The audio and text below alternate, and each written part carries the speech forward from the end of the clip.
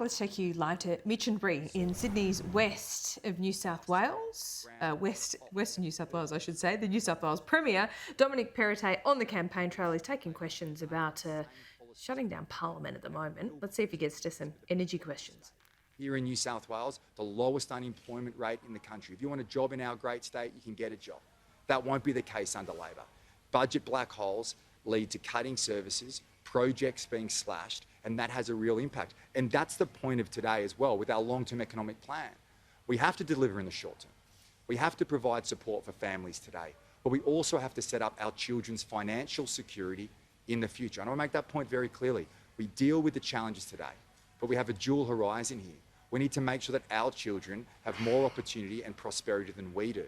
We have to set our kids up for financial security, and that can only happen with a long-term economic plan by the Liberals and Nationals, and under Labor, everything is at risk in this state. Projects will be cancelled, and that has real consequences, not just for us, but for our children as well. On bench tops, Premier, Labor's come out with a policy today to ban those concentration rates of 40% still a go. Are you willing to match that ban?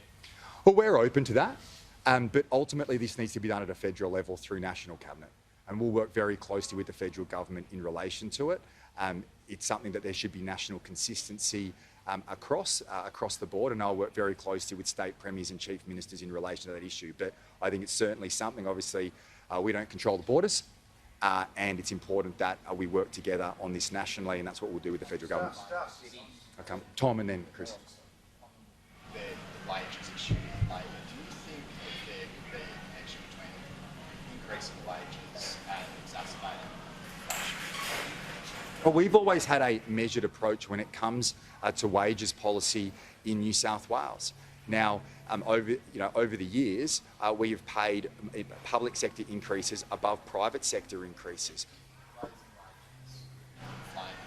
Well, we believe that the measures that we have in place ensure that we're doing everything we can. The best thing that a government can do when it comes to inflation, particularly a state government, is deliver a balanced budget. That's the number one focus that a government should do, either at a state level or at a federal level.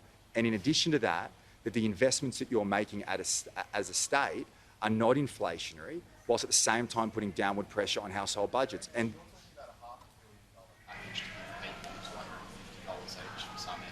you got to pay. That's where we leave Dominic Perrottet quibbling about wages there. His side of what he's going to do and what he has done over the last couple of years. And of course, Mr Minns is talking about lifting that cap, public sector wage cap, particularly for teachers.